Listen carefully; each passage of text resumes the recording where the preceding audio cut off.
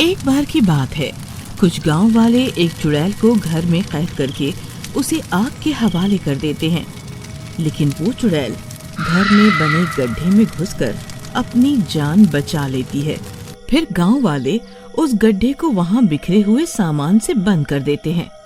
फिर कुछ दिनों बाद एक कबाड़ी उस घर के सामने से गुजर रहा होता है। तभी उसकी नजर उस जले हुए सामान पर पड़ती है। अरे वाह वाह, यहाँ तो कितना सारा सामान बिखरा हुआ है और यहाँ इस सामान पर अपना हक जताने वाला भी कोई नहीं है। क्यों ना मैं इस सामान को ले जाकर कबाड़ी बाजार में बेच दूं। फिर इतना सोचकर वो कबाड़ी उस सामान को उठाकर अपनी रेड़ी पर रखने लगता है। तभी वो गड्ढे के ऊपर से भी सारा सामान हटा देता है। अरे ये गड्ढा कैसा है भाई, ये कहाँ से आ गया? यहाँ से तो बहुत तेज बदबू आ रही है।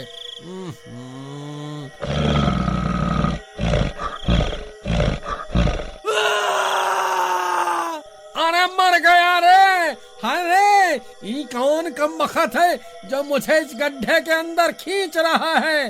अरे कोई है, बचाओ बचाओ, कोई मेरी जान बचाओ! अरे मर गया रे, मेरी तो कमर ही टूट गई। हाय रे, अरे ये कमबख्त कौन है? जल्दी मेरे सामने आ। तेरी इतनी हिम्मत, मुझे इस गड्ढे में खींच लिया, ऐसा भी कोई मजाक करता है भला? हिम्मत है तो मेरे सामने आकर दिखा। तभी वो चुड़ैल अपने मुंह में टिंकू की टांग दबाए वहां पहुंच जाती है। अरे मर गया रे, ये आदमखोर चुड़ैल कहाँ से आ गई भाई? अरे मम्मी, ये मैं कहाँ फंस गया? अरे चुड़ैल बहन जी, मैं तो एक छोटा मोटा कबाड़ी हूँ। मैं तो यहाँ कुछ लावारिस पड़ा हुआ सामान देखा तो मैं लालच में आ गया। मुझे छोड़ दो, मुझे यहाँ से जाने दो।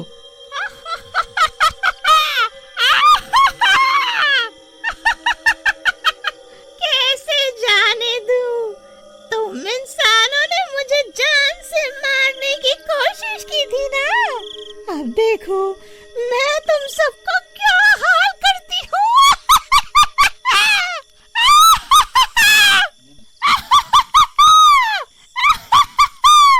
फिर इतना बोलकर वो चुड़ैल उस कबाड़ी के शरीर में घुस जाती है और उस कबाड़ी के शरीर पर अपना कब्जा कर लेती है। फिर वो कबाड़ी टिंकू की टांग अपने हाथ में पकड़कर उस गड्ढे से बाहर निकल आता है।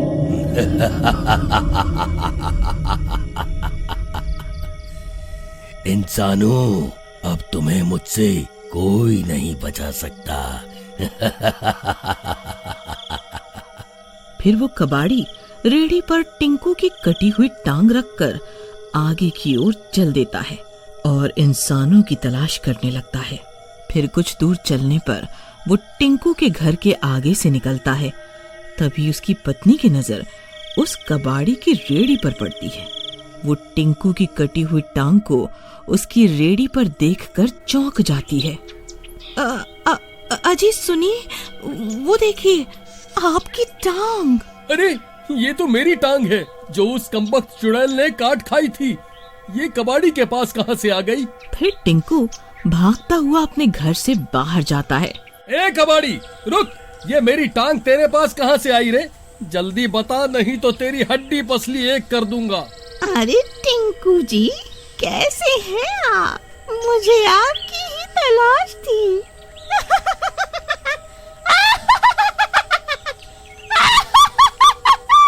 अरे मर गए रे, ये आवाज तो कुछ जानी पहचानी सी लगती है। ए कबाड़ी, कौन है तू?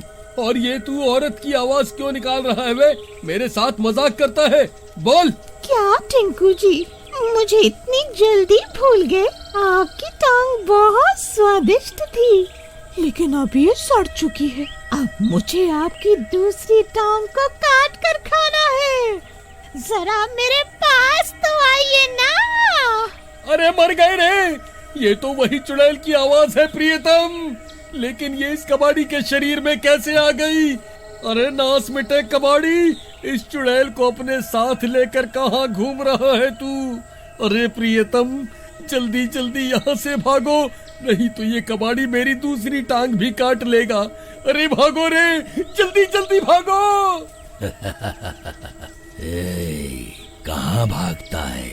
रुक, मैं आज किसी। फिर वो कबाड़ी भी उन दोनों का पीछा करने लगता है। टिंकू और रेशमा भागते हुए जाते हैं और गोपाल के घर में घुस जाते हैं। अरे क्या हुआ भाई, क्यों भागते फिर रहे हो? अगर गिर विर गए तो बची हुई टांग भी तोड़वा बैठोगे। जरा आराम से यहाँ बैठो और बताओ क्या हुआ। अरे गोपाल भाई, बैठने का समय नहीं है। वह कमबख्त चुड़ैल जिसे हमने मेरे घर में कैद करके आग के हवाले कर दिया था, वह वापस आ गई है। उसने एक कबाड़ी के शरीर पर कब्जा कर लिया है। उसने मुझे पहचान लिया है और अब वह मेरी दूसरी टांग के पीछे पड़ गई है। मैं तो पहले ही लूला हूँ भाई, अब अगर मेरी दूसरी टांग भी चली गई तो मैं कहीं का नहीं रहूंगा। तभी वो कबाड़ी गोपाल के घर पहुंच जाता है और खिड़की से झांकने लगता है। फिर वो कबाड़ी जोर जोर से गोपाल का दरवाजा पीटने लगता है। अरे मर गए रे टिंकू भाई, ये कमबख्त जल्द ही ये दरवाजा तोड़कर अंदर आ जाएगा। अब क्या करे भाई? अरे कबाड़ी भाई, तुम मेरे घर का सारा सामान फ्री में ले लो, लेकिन हमें छोड़ दो। अबे तूने मुझे कबाड़ी समझा हुआ है क्या?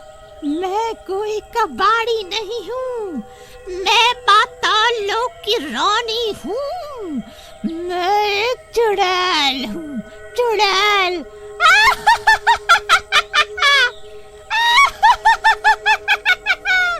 अरे मर गए रे टिंकू भाई, तुम तो सही कह रहे थे। ये कमबख्त कबाड़ी तो औरत की आवाज निकाल रहा है। इसके अंदर तो सच में वह चुड़ैल है। अब क्या करें? अजी, ये खुद को पाताल लोक की रानी बता रही है। हमें इसके पाताल लोक को ही नष्ट करना होगा। मेरे पास एक तरकीब है, जल्दी से मेरे साथ चलिए। फिर वो तीनों पीछे के रास्ते से निकल जाते हैं और सीधा भागते हुए अपने पुराने घर के पास पहुंच जाते हैं, जहां से वो चुड़ैल बाहर आई थी। ये वही गड्ढा है जिसके अंदर वो चुड़ैल इतने सालों से रह रही है। क्यों ना हम इस गड्ढे को ही आग के हवाले कर दे। फिर वो तीनों लकड़ियां इकट्ठा करनी शुरू कर देते हैं और उस गड्ढे में डालने लगते हैं। तभी वहाँ कबाड़ी भी पहुँच जाता है। ऐ गांव वालों, तुम मुझसे भागकर कहीं नहीं जा सकते। मैं तुम्हारा पीछा नहीं छोड़ने वाला। गोपाल भाई, जल्दी से इस मशाल से इस गड्ढे को आग के हवाले कर दो।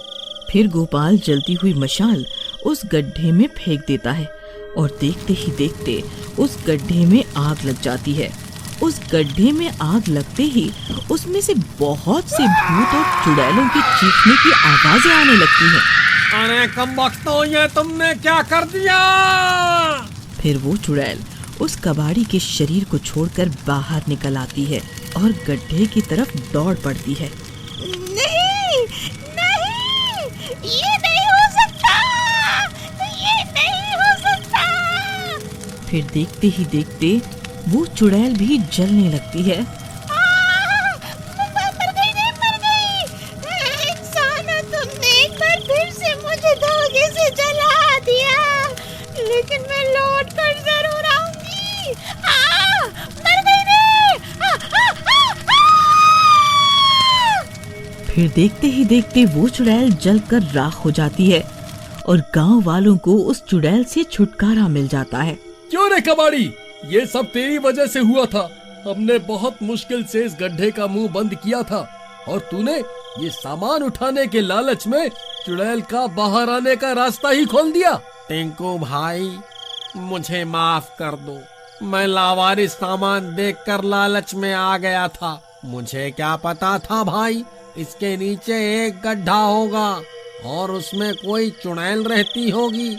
चलो ठीक है, कोई बात नहीं। अंत भला तो सब भला। अब तुम ये सारा सामान ले सकते हो। अब इस सारे सामान पर तुम्हारा ही अधिकार है। फिर वो कबाड़ी खुश हो जाता है और सारा सामान अपनी रेडी पर रखकर वहां से चला जाता है। एक गांव में एक मनोज नाम का आदमी रहता था। उसके घर में उसके साथ उसकी माँ, उसकी पत्नी रीना और बेटा राहुल थे। मनोज की माँ को रीना बिल्कुल पसंद नहीं थी, क्योंकि वो एक गरीब घर से आई थी। मनोज की माँ तो शीला नाम की एक लड़की से मनोज की शादी करवाना चाहती थी, क्योंकि वो बहुत अमीर थी। एक दिन मनोज की माँ रीना के पास जाती है और उसे बोलती है, मैं तो अपनी बहू से बहुत दुखी हूँ, वो मेरे मन को बिल्कुल नहीं भाती, तो क्यों मनोज की शादी मुझसे नहीं करवाई? कैसे करवाती? तुझे तो सब पता है कि उसने अपनी पसंद से शादी जो की है, तो उसको कैसे भी करके मार डालो। उसके मरने के बाद उस घर में मैं आ जाऊंगी और मैं खूब सारा दहेज भी लाऊंगी। इतना सुनते ही मनोज की माँ की तो आंखें चमक जाती हैं। एक दिन जब रीना घर में अकेली होती है तो शीला और मनोज की माँ रीना को पकड़कर उसका मुंह बंद कर देते हैं। उसके बाद वो उसी के लंबे बालों से उसका गला दबाकर उसे मार डालते हैं। मारने के बाद वो आंगन के कुएं में उसे फेंक देते हैं। उसके बाद मनोज की माँ चारों तरफ हल्ला मचा देती है कि उसकी बहू पानी भरते टाइम कुएं में गिर गई। मनोज और राहुल को इस बात का बड़ा सदमा लगता है। माँ के मरने के गम में राहुल बिल्कुल चुप रहने लगता है और हर वक्त अपने कमरे में अकेला बैठा रहता है। राहुल बेटा, राहुल चल खाना खा ले, ऐसे कब तक चुपचाप रहेगा? मुझे माँ चाहिए, मुझे माँ के हाथों का ही खाना खाना है। चिंता मत कर बेटे, तुझे तेरी माँ का प्यार जरूर मिलेगा। थोड़े दिन बाद मनोज की माँ मौका देखते ही मनोज की शादी शीला से करवा देती है और फिर कुछ दिनों के लिए मनोज के चाचा चाची के पास रहने चली जाती है। शीला राहुल को मनोज के सामने खूब प्यार करती थी, पर पीछे से उसे हमेशा डांटती थी। माँ, मुझे भूख लग रही है, मुझे खाने को कुछ दे दो। शीला, जल्दी राहुल को पोहा बनाकर दे दो, उसे भूख लग रही है, पोहा इसे बहुत पसंद है। शीला रसोई में पोहा बनाने लगती है, पर उसे राहुल के ऊपर बड़ा ही गुस्सा आ रहा होता है, क्योंकि शीला उसी वक्त सोने जा रही होती है। अच्छा भला सोने जा रही थी और इस मनहूस ने मुझे रसोई में लगा दिया, इसे तो मैं बाद में बताऊंगी। शीला पोहा बनाकर राहुल को दे देती है और गुस्से में सोने चली जाती है। अगले दिन जब मनोज कुछ दिन के लिए शहर चला जाता है, तब शीला रसोई में जाती है। मिर्च भर भर कर राहुल के लिए पोहा बनाती है। उसके बाद वो पोहा लेकर राहुल के पास जाती है। राहुल मेरे बच्चे, ले बेटा पोहा खा ले, तुझे बहुत पसंद है ना? हाँ माँ। पोहा मुंह में जाते ही राहुल का मुंह आग की तरह जलने लगता है। पानी, पानी, माँ मुझे पानी दे दो, इसमें तो बहुत मिर्च है। अब आया ना मजा? कल तूने मेरी नींद खराब कर दी इस पोहे के चक्कर में, अब तू पोहा खाना भूल ही जाएगा। माँ, मैं कभी आपसे पोहा नहीं मांगूंगा।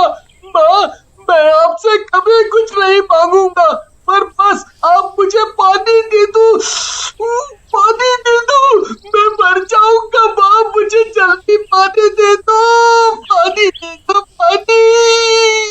मैं क्यों दूं पानी? जाकर खुद ले ले। राहुल जाकर पानी लेने लगता है, पर शीला मटके में हाथ मारकर सारा पानी ही लुढ़का देती है। वो इधर उधर पूरे घर में पानी ढूंढता है, पर शीला उसे कहीं पानी पीने नहीं देती और सब जगह का पानी लुढ़का देती है। बेचारा राहुल जल्दी से बाहर के आंगन में से कुएं से पानी भरने के लिए भागता है, तो शीला कुएं की रस्सी ही काट देती है। तेरी ऐसी हालत देखकर मुझे बड़ा ही मजा आ रहा है। अब यहाँ पड़ा पड़ा ऐसे ही तड़पता रहे, मैं तो चली आराम करने। शीला तो वहाँ से चली जाती है और राहुल जमीन में इधर उधर लौटने लगता है। राहुल की आंखें और मुंह मिर्च से लाल हो चुकी होती हैं और उसका गला धीरे धीरे सूखने लगता है। राहुल वहीं पड़ा पड़ा बेहोशी की हालत में आ जाता है कि तभी वहाँ एक चुड़ैल आती है। उसके इतने लंबे लंबे बाल होते हैं कि वो सांप की तरह हवा में यहाँ से वहाँ लहराने लगते हैं। चुड़ैल राहुल की तरफ देखती है तो वो बेहोशी में भी पानी पानी बोल रहा होता है। चुड़ैल अपने बालों को एक इशारा करती है कि तभी उसके बाल उड़ते हुए बाल्टी की तरफ जाते हैं और बाल्टी को बांध देते हैं। उसके बाद वो बाल्टी को कुएं में डालती है और पानी भरकर बाहर निकाल लेती है। चुड़ैल अपने हाथों से राहुल को पानी पिलाती है, जिससे राहुल को होश आ जाता है और जब तक राहुल की आंख खुलती है वो चुड़ैल वहाँ से गायब हो जाती है। अरे, अभी तो यहाँ कोई औरत थी जिसके लंबे लंबे बाल थे, पर वो औरत कौन थी? मैं तो उसकी शक्ल भी नहीं देख पाया। राहुल सोचता ही रहता है और वो चुड़ैल अपने लंबे बाल लेकर शीला के कमरे के बाहर खड़ी हो जाती है। वो खिड़की से अपने लंबे बाल अंदर डालती है और शीला को अपने बालों में लपेटकर जमीन पर पटकना शुरू कर देती है। शीला को समझ ही नहीं आता कि ये उसके साथ अचानक बचाओ बचाओ, अरे कोई मुझे बचाओ।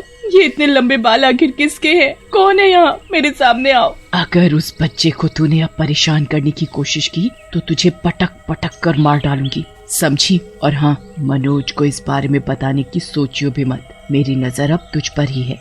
नहीं नहीं, अब मैं कभी राहुल को परेशान नहीं करूंगी और उसके पापा से भी कुछ नहीं कहूंगी। बस मुझे छोड़ दो। शीला चुड़ैल को छोड़ देती है। चुड़ैल के लंबे बाल हवा में लहराते हुए खिड़की के बाहर निकल जाते हैं और शीला देखती रह जाती है। वो जल्दी से खिड़की की तरफ भागकर देखती है तो उसे बस एक औरत जाती हुई दिखती है। कौन थी आखिर? ये कोई आम औरत तो नहीं है, ये जरूर कोई शैतानी औरत है। शीला इतना डर जाती है कि राहुल को उसके बाद कुछ नहीं कहती। कुछ दिन शीला बिल्कुल शांत रहती है, पर एक दिन मनोज की माँ उसके चाचा चाची के घर से वापस आ जाती है। अब आएगा मजा। अब ये राहुल को इतना दुखी करेंगी और मैं मजे से देखूंगी। मुझे तो कुछ करने की जरूरत ही नहीं पड़ेगी। शीला, अरे ओ शीला, ये राहुल कहाँ है? वो तो बाहर खेलने गया है। इसे अभी वापस बुला और बोल दादी आई है। शीला राहुल को घर बुला लेती है। दादी, आप आ गई? तो क्या तूने क्या सोचा दादी कभी नहीं आएगी? मैं आ गई और अब तेरा बाहर जाना बंद, समझा? चल बैठकर मेरे पैर दबा। राहुल बेचारा पूरी रात बैठकर अपनी दादी के पैर दबाने लगता है।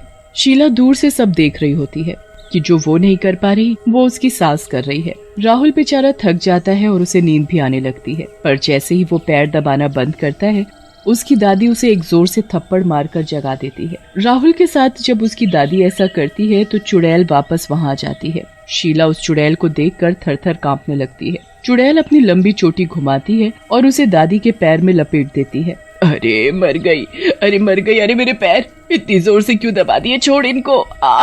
दादी उठकर देखती है तो उसके पैरों पर लंबे लंबे बाल लिपटे हुए होते हैं और उस दादी का पैर इतनी जोर से दबाते हैं कि उसकी हड्डी चूरा चूरा हो जाती है। अगर दोबारा राहुल से कोई काम करवाया तो जान से मार डालूंगी। चुड़ैल, अरे बाप रे, यहाँ तो चुड़ैल है। चुड़ैल इतना कहकर अपनी लंबी चोटी घुमाते हुए वहाँ से चली जाती है। सब उसे देखते ही रह जाते हैं। चुड़ैल के जाने के बाद शीला वहाँ आकर सारी बात अपनी सास को बताती है कि उसके साथ भी एक दिन ऐसा ही हुआ था, पर किसी का चेहरा नहीं देख पाई थी। तूने मुझे ये बात पहले क्यों नहीं बताई? देख, मेरी हड्डी तोड़ दी उस चुड़ैल ने, और वो यहाँ क्यों आई? ये सब छोड़ो और कल हम तांत्रिक के पास चलते हैं, वो ही इसका कुछ कर सकता है। अगले दिन सास बहू एक तांत्रिक के पास जाते हैं। तांत्रिक उनकी बात सुनने के बाद उनको एक उपाय बताता है। कैसे भी करके तुम्हें उस चुड़ैल को अमावस की रात वापस बुलाना होगा और ठीक 12 बजे उसके बाल काटने होंगे। ऐसा करने से वो मर जाएगी। उसकी ताकत उसके बालों में ही है। शीला और उसकी सास बिल्कुल ऐसा ही करते हैं। वो अमावस की रात का इंतजार करने लगते हैं और जैसे ही अमावस की रात आती है वो राहुल को मारना पीटना शुरू कर देती हैं ताकि उस चुड़ैल को वहाँ बुला सके। चुड़ैल तुरंत वहाँ आ जाती है और गुस्से में लाल उनके सामने आ खड़ी होती है। मैंने कहा था ना कि राहुल को कुछ मत करना, लगता है तुम्हारी मौत आ गई है। चुड़ैल अपनी चोटी घुमाती है और दोनों को अपने बालों में लपेट लेती है। उसके बाद वो उन्हें तेज तेज हवा में घुमाने लगती है। जल्दी से कैंची निकाल और काट दे इसकी चोटी। हाँ दादी, बस अभी मैं इसका काम खत्म करती हूँ। शीला कैंची निकालती है और उस चुड़ैल की चोटी काटने ही लगती है कि इतने में वहाँ राहुल आ जाता है। माँ, अपनी चोटी बचाओ, ये तुम्हारे बाल काट देंगी। मैं तुम्हें कुछ नहीं होने दूंगा माँ। और देखो माँ, पापा भी आ गए। चुड़ैल राहुल की तरफ देखती है और फिर मनोज की तरफ देखती है। शीला उस चुड़ैल की चोटी काटने ही जा रही होती है कि वो चुड़ैल दोनों को पटक कर जमीन में फेंक देती है। मेरी चोटी काटने का तुम दोनों ने सोचा भी कैसे? एक बार मेरी जान लेकर तुम्हारा मन नहीं भरा क्या? ये चुड़ैल क्या बोले जा रही है? अब बता सच की कैसे हुई थी मेरी मौत, वरना तुम दोनों को अभी के अभी मार डालूंगी। नहीं नहीं, मुझे मत मारो, मैं बताती हूँ। वो ये शीला है ना, इसके बाप ने मुझे दहेज का लालच दिया था, इसलिए मैंने तुझे मार डाला ताकि मनोज की शादी इससे हो सके। पर ये मैंने अकेले नहीं किया, इस शीला ने भी तो इसमें मेरी पूरी मदद की थी। तुम दोनों ने मेरी बीवी को मार डाला और मेरे बच्चे को इतना परेशान किया। अगर राहुल मुझे फोन करके ये सब ना बताता तो मैं सही वक्त पर नहीं पहुंच पाता। हमें माफ कर दो। चुप करो तुम दोनों, मैं जा रहा हूँ यहाँ से दूर। तुम जैसे लोगों की परछाई भी मैं उस पर पड़ने नहीं दूंगा। मनोज राहुल को अपने साथ शहर ले जाता है, पर जब भी राहुल के ऊपर कोई भी मुसीबत आती, उसकी माँ उसे हमेशा बचाने आ जाती।